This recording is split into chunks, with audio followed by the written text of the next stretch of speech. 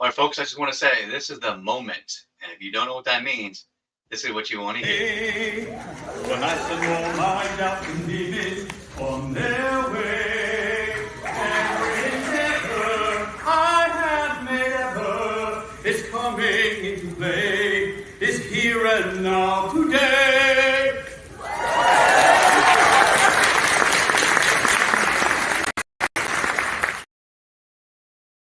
Yes, my friends, this is the moment. And I want to thank all of you because I appreciate all of you. You go to the ring at the Victory Bell for being here and being so amazing. And you know who else is amazing? My next guest. Let me tell you all about him. His name is Stephen Buescher. He's the founder of the Global Summit event. He's a motivational speaker specializing in personal development, confidence, and leadership. He inspires individuals to unlock their potential and embrace leadership roles through dynamic presentations and events like Wellness Wednesday. Stephen's vision is to foster a thriving global community focused on wellness, lifelong learning, and social impact. Through his leadership, Global Summit events empowers members to discover their unique strengths. So let's welcome, without any further delay, the man who walked to school uphill both ways in the snow, barefoot, the one, the only, Stephen Buescher.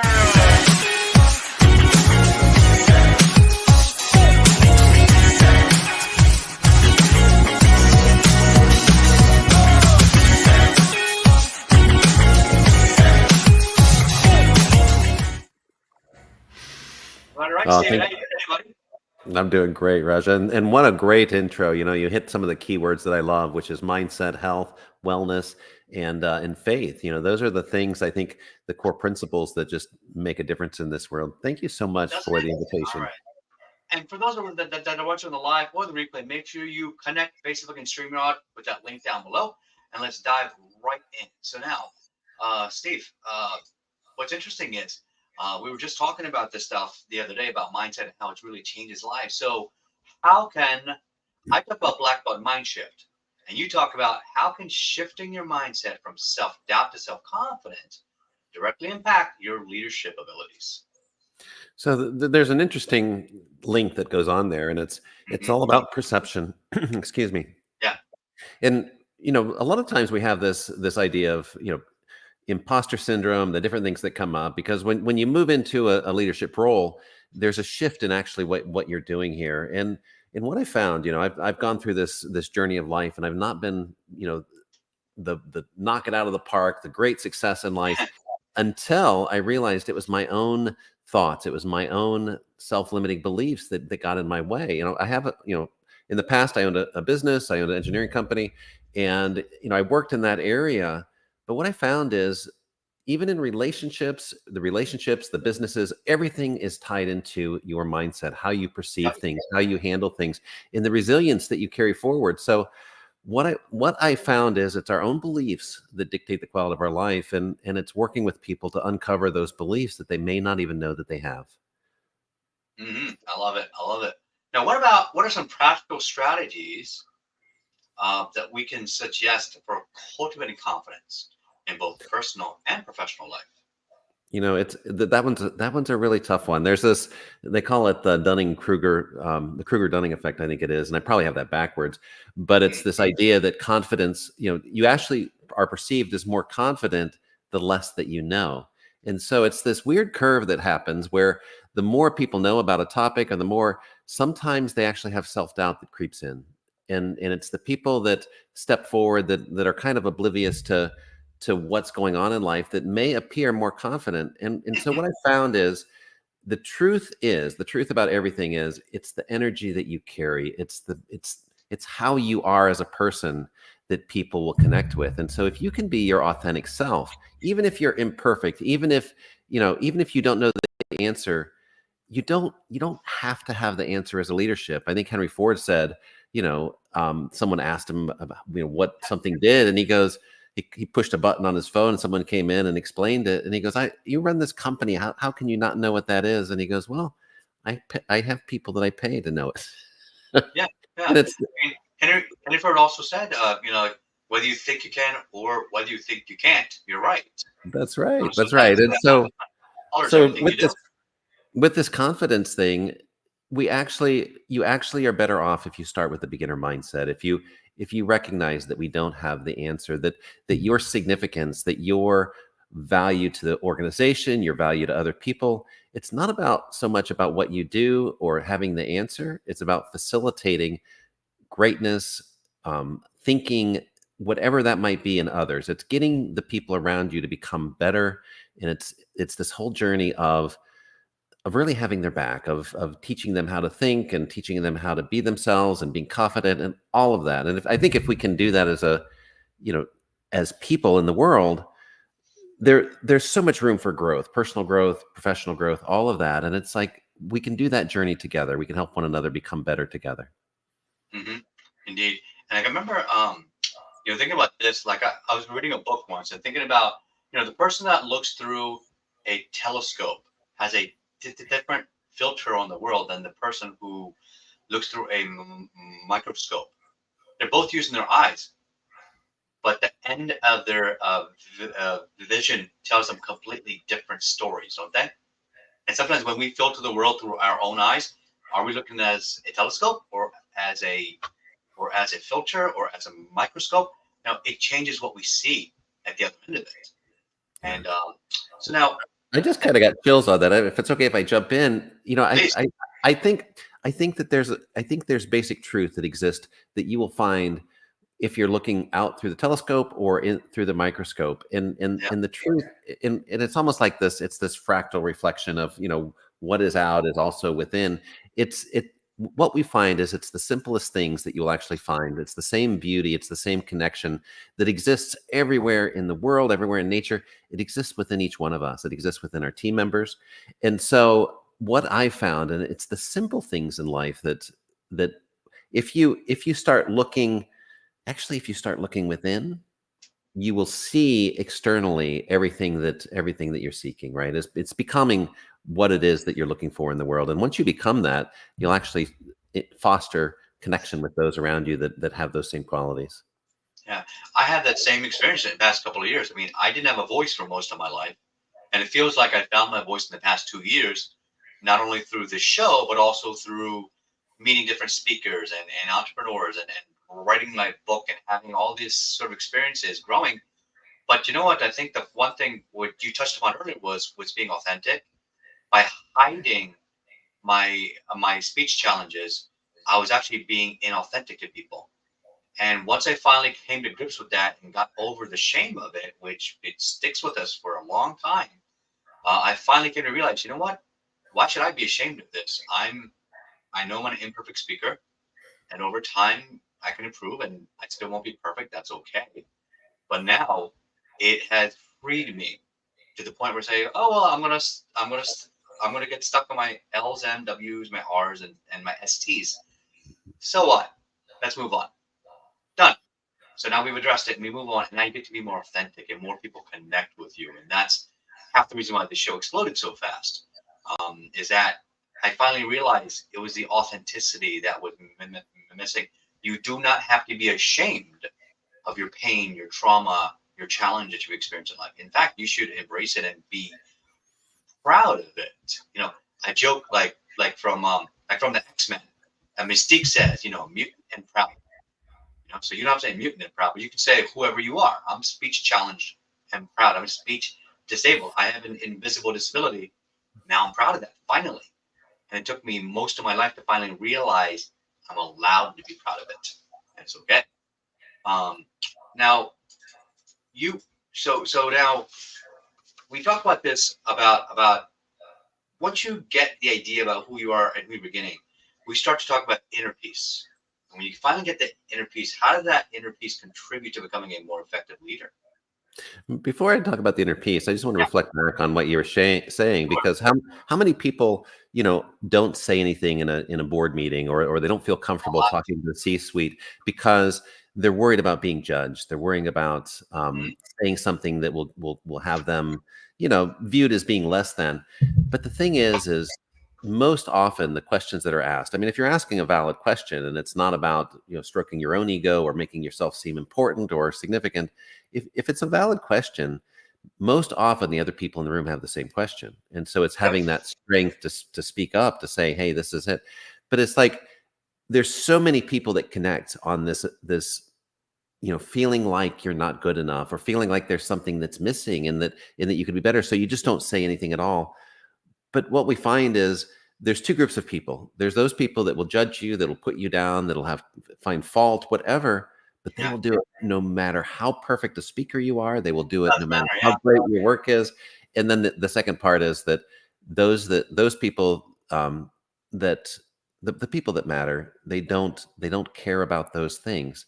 The people that they look at you as a person, and they actually care about you. And so it's not about your speech. It's about what you're saying and facilitating that. So that's on that. So well done, my friend. That's a huge journey, and it's a shift. It's a shift out of that egoic space into a space of becoming a better leader. When we're talking about this mindset, this inner peace, what I had in my life is I had a critical self loop that existed, right? I was always doubting myself. No matter what I did, I had this thought loop that was going, saying, you're going to fail. It's not going to be good enough. It's going to be a mess, right?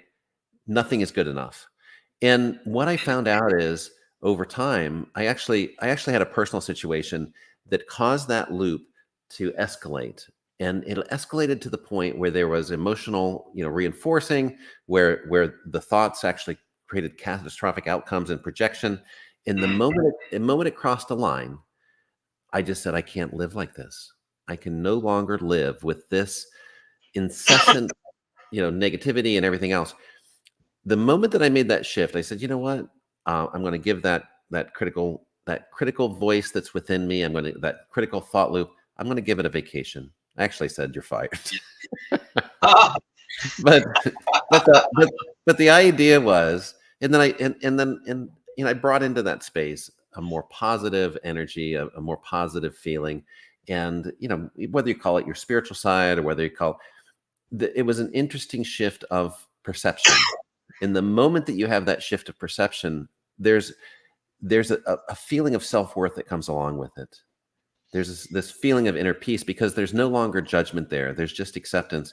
Once you actually embrace this, it's the concept that we are amazingly valuable. Our worth is beyond measure. And this human experience is one of the most beautiful things that we can have, even if we're suffering, even if we're going through difficulty. The fact that we're alive and the fact that we're experiencing this journey is quite amazing. And what that did is it brought in this perception, or this feeling of peace. And I was actually quite amazed that there was no judgment on that critical, the critical thoughts, the mistakes, everything else. It just said, it doesn't matter. It's this feeling of everything's okay. And it's finding out what it's fine. And I think that's the faith part. I think it's finding out, it's that connection to your spirit. And also it's this idea that your spirit is here to let you have this human experience, and there's no judgment. And it's so brief that live it any way you want. Deal with the consequences of your actions, because there's going to be many, and learn from it. And once you do, then you can move on. Yeah. Now, one thing I want to ask about is so what? Once you become resilient in your body, and you start to gain that mental that sort of inner peace, what role does mental resilience play in overcoming these challenges and achieving this personal growth within the leadership? What a great question, because okay, resilience is all about, it's not being perfect, right? I always say that you can become the guru Zen space person, right? But the moment, and park your ego, but the moment someone else's ego knocks on the door, your ego will jump forward and say hello. And so resilience is important, because there's this, we have within our physical body, we have physical responses, and there's things that will happen. You will be triggered. You'll have a chemical response, and things like rejection. Somebody that you despise, that you do not like, that shouldn't be in your life, they can reject you, and most likely you will not like it, because the thing is, unless you reframe it.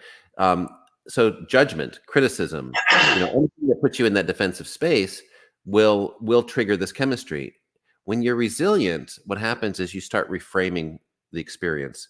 So there's a story that I tell people. It's at there was this person on social media, and he went up into Chicago or into New York. He owned a gold shop, and so he filled up this bag full of gold bars, and each gold bar was worth about $2,500. Right, Mm. and he goes on the street and he starts handing out, thousands of dollars worth of gold. In the first few people, they're like shying away from him, like, "Oh my God, what do what's wrong with you? What are you trying to give me?" And he goes, "Oh, I got this gold bar." The other third of the people would be like, smiling. Yeah, they'd take it. Yeah, right. And then there were a few that, like, it piqued their curiosity, but very few actually believed him that he was giving away gold because it had such inherent value. And so when someone rejects you, it's kind of like that. It's like someone giving away that gold bar. You're giving them immense value of yourself, of connection, of all of this beautiful things. And if they reject you, they're actually giving you the gift of being able to hold on to your value, your time. It allows you to actually experience that and say, you know what, it's okay. I will keep my gold for myself and not waste it because you don't want it, and that's okay. Gotcha. I love it. I love it. So now, speaking of value, I want to share with everybody that Stephen also has a great gift which he wants to share with you. And for those that are watching on the live, give us some likes and hearts and some thumbs up. You got to ring the victory bell to do that. And those of you that are on the replay, you get to play again. Do the same thing. Please leave us some comments, hearts, and likes, so that way we know that we are giving you value. So now, Stephen, what value are they going to get by clicking on your link down below? So the Global Summit Events community, we started off as as a group to actually help people get their message out, to be able to develop and we treat everything as a skill. So we've got an event that goes on, and we talk about emotional resilience, we talk about self-awareness, we talk about this journey of growing in the personal development space. So the value that will come out of that is, and it's not up on the website yet, but it will be in the next couple days. So Yeah. anybody that's going there, sign up to the website, and we'll put your email address in there, and we'll get that to you. But we've got a journey. We're on the 74th week of discussion. And the thing that I love about this is, one of the things that we learned within the Global Summit Events community Right. is that the wisdom that we carry forward, the way that we manage life. So people are on different levels of awareness. We go through this journey of emotional maturity, but some people have grown up in families that they know how to do boundary setting. I've got a book here. It made an Amazon bestseller, but it's an anthology. And within that, I talk about my journey of boundary setting. I didn't know how to do that when I first started. And so when you're talking about, your emotional state, how you are in life, when something happens like that, it becomes a challenge, right? And sometimes, if it's a big enough event, it can rob you of an evening, or it can rob you of a couple days. If something really big happens, whether it be at work or in your personal life, you might lose a week of your life to trying to understand, to trying to process all of that stuff. So what we do is we've got all these things, and it's covering everything from our events, cover everything from raising emotionally resilient children, to making friends as adults, to making connections with coworkers. It's having those difficult conversations. It Nice. covers the span. So out of those 74 meetings, we've condensed it down, and we've got some top tips on how Beautiful. to manage life. So definitely click on that link below. We're going to shift gears a little bit and talk about the softer side of series here. So here we're going to go rapid fire here. Tell us a little bit about where did you grow up and how'd you grow up? So I grew up in Indiana, and I grew up on a farm. So it's really nice because you get different values. But there's a couple of things that are kind of funny with that. Is that we had a wood burning stove that was added to the house. It was an old 1905 farmhouse, so it's like the wind would blow through the windows. And I do have a memory of waking up one day, and we had a blizzard come through, and I woke up and there was snow. The wind was blowing so hard, snow had actually covered my bed a little bit, and I woke up with a little bit of snow. It only happened once, and it was once in a lifetime experience, but it's kind of a funny story. But so the point is when we were kids and we would get into an argument, my dad would say, "You have all this extra energy." He would hand us each an axe, and he'd say, "Go out and split some wood for the fire." So it was an interesting thing. That's great. All right. So what about growing up? Was there any movie or book that really inspired you and kind of helped shape the way you think? I always like to read and always like science fiction and some of Yeah. the stories that I really enjoyed would be like Tarzan. I liked Isaac Asimov's books and things like that. So, yeah, those are. I always enjoy just the journey of open possibilities. I love it. Oh, I like that. That's a great quote right there. Open possibilities. Um, I remember in fifth grade, fifth or sixth grade, I read The Hobbit, and just thinking, I cannot believe where was this amazing story my whole life? Because then all of a sudden it opened me up to the Lord of the Rings. That opened up a tremendous adventure for me, and that I never thought would have been possible. Um, what Um, about? So there's one other thing that just came up, and it actually was The Lion, the Witch, and the Wardrobe, C.S. Lewis's book. Oh yeah, Excuse me. And because my mom had bought like this big wardrobe and it's still in the front of the living room of the house. But I always, when I was a little kid, I always would go in there to see if I could go through the back and Did you go through? into that fantasy world. Oh, I know. I used to go in my backyard. We would take tree branches and pretend they were swords, and pretend we were uh, the Knights of the Round Table. After we were read about King Arthur and Camelot, and learning more about that. I just thought it was fascinating. The whole story of what it meant to be a knight. I just thought, like, wow, whether you're a samurai in martial arts or you're a knight of the Dark Ages back in the 12th century, I mean, there's a certain code people live by. No, so you probably enjoy the Princess. Yourself with people around you. So what a lovely story, and you'll probably enjoy the Princess Bride too, because that level. Oh, of I love the Princess Bride. Yeah. Inconceivable. I know it. I don't think you know what that word means. Oh, they know. Yeah. What about what's your favorite kind of music? What do you love to jam to? So I'm very eclectic, and if I'm sometimes I'll put on just house music and listen to that I like the beat and it's good for cleaning and all of that. Yeah.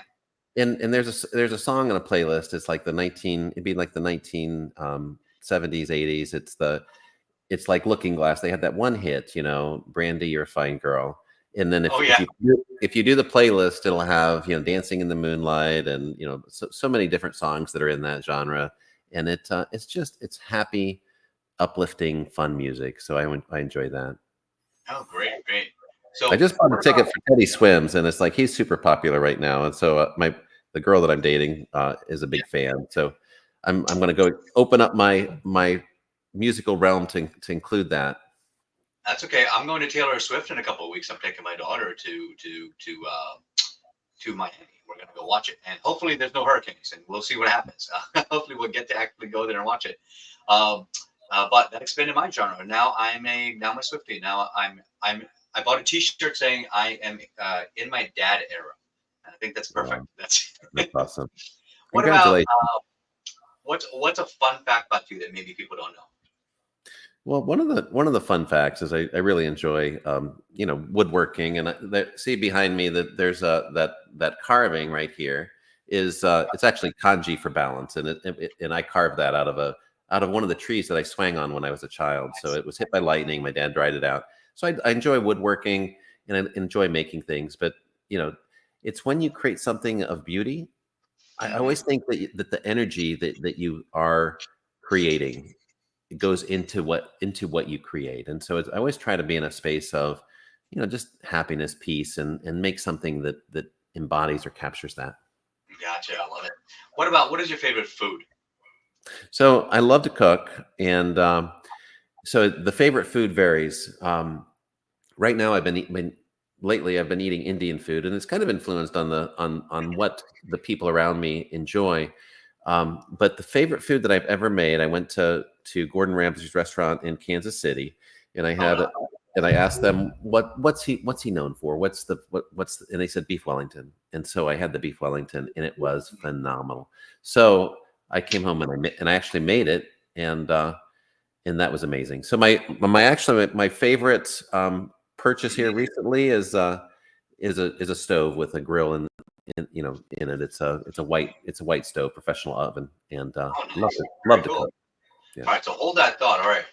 Hey, Gordon. Yeah, listen. Like I heard, my buddy Steve here. He loves your food. So I'm gonna send you over there to the green room. Please cook him his favorite, his beef Wellington.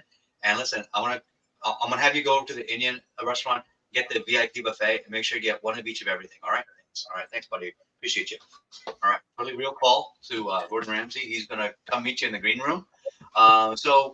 Before we shift gears into our next segment, Stephen, what is one thing that you want people to recall about you? So it's not so much about me. What I want them to realize is, and this is what I do with people, is that I find within them a lot of times what they don't even see within themselves. And so I have people message me now that, oh my God, my life has changed. It's 2 years since you convinced me to do this first podcast, or you convinced me to become a photographer, or you convinced me to start out and go for this position that I didn't think I was qualified for. One person I told, well, treat it as practice, right? Do a practice interview. So you're not going to get the job, but just practice. And they got the job. And so now 2 years later, they're like, oh, this is a lot of, I don't know if I like this job anymore. That's okay. You can practice it. Right. But they got more responsibility, more money, everything else. So the message that I want people to remember about me is like me, look for within yourself something that will expand you, that'll make you more, you're good enough, just step forward and learn along the way. Find that quality. Thank you. So Steven's link will be down below. We're going to send him over to the green room as we shift into our 60-second mind shift. And so Steven, hopefully you save me some food. We'll see. All right. So while Steven is like living up in the green room, I want to ask everybody over here. We have a couple sponsors that really help to grow this business. Number one is Talkadot. Make sure you grab that link. Talkadot is an amazing testimonial collecting software. I used it in my last keynote, and guess what? I got 100 testimonials, actually 105 in an hour after my keynote was done. I mean, so I don't know where else you can do that so fast, so quickly. So make sure you grab that. Coming up soon is Potapalooza. One of my friends, Kimberly Crow, throws this amazing event for both podcasters and podcast hosts. I am going to be a featured podcaster on that show. So make sure you grab that link, and there it will be down below. Also, we have our weekly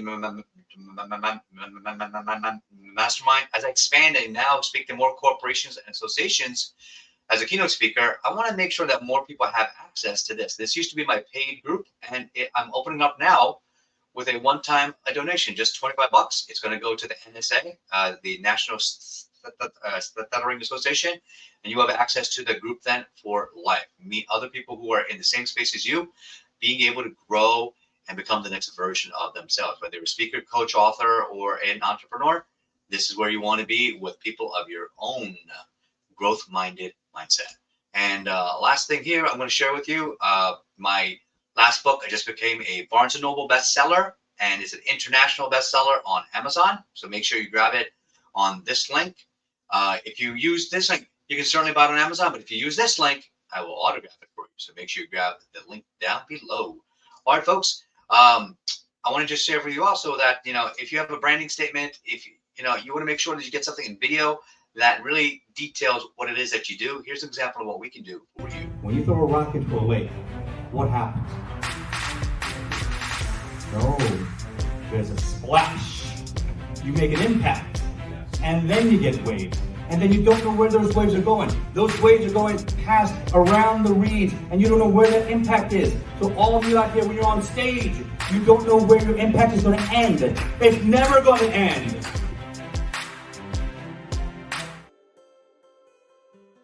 All right, folks. So now Stephen talked about earlier about being authentic. Let me ask you something. I'm going to speak a little bit more on that in our 60-second mind shift. When was the last time you tried to be something more than you were, or tried to hide who you were to the rest of the world? And that subtle choice created differences in the way that you speak and you connect with people, doesn't it? So if I go up to people and say, hey, I'm a classically trained opera singer, I can sing anywhere I want, but then when it comes time for showtime and you kind of hide, guess what? You misrepresented yourself because you weren't being authentic. What if you tell the boss, hey, listen, I really want to move up the ranks. I want to get a promotion. And she tells you, it's like, all right, well, you got to present at the next meeting. And you say, never mind. I don't want to present. Well, because you weren't being authentic about what you really wanted, what you didn't want to be seen, well, that made a wrong impression. So whether you're trying to overdo yourself or undersell yourself, instead, one of the hardest things in life for us to do is to accept who we are. In my next book, Unbox Me Today, I talk about how you are amazing and you get even better by learning black belt mindset. A lot of us can't accept who we are, and you're always in this constant struggle with reality versus actuality. And when that is happening, guess what happens? Like an egg that receives pressure from the outside breaks and the egg dies. But the same egg that breaks from the inside produces life. Think about that for a second. So if you are the person that you're meant to be and you break from the inside out, you create a beautiful new life where you can be authentic and connect with a whole lot more people. All right, now let's come back. Let's go see if Stephen is back, if he's still full. Steve, welcome back. How was the food? Oh, beautiful. You got your beef Wellington? It was great. They didn't have beef Wellington, but it's beautiful steak. So Gordon's amazing chef. I can only imagine. Now, Steve, tell me a little bit about what's your biggest takeaway from that 60-second mind shift, and what would you add to it? I wouldn't add a thing. I mean, it's the simplicity of the message that you are beautiful as you are, and it's this idea that we don't have to be perfect. We just need to realize that we're on this growth mindset. You know, we're on this journey of becoming better every day, and we get better with practice.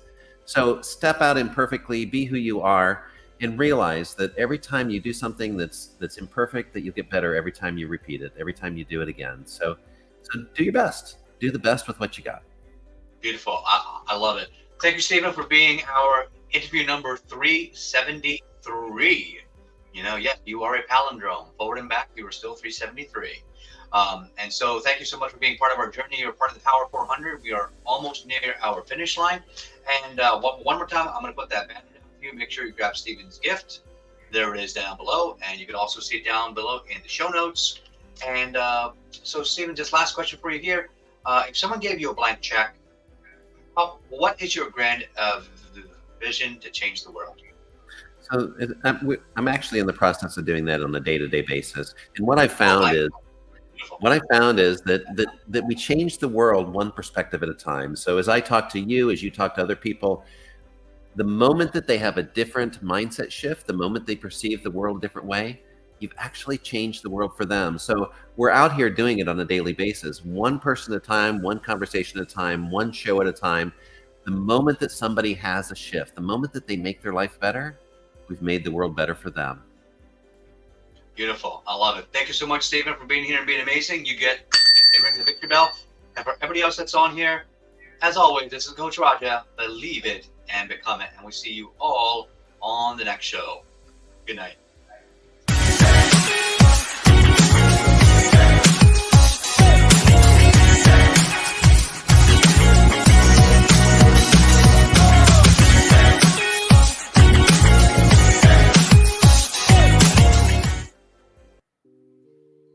All right, Stephen, 3 questions, 60 seconds. And what was your favorite part of being on the show today?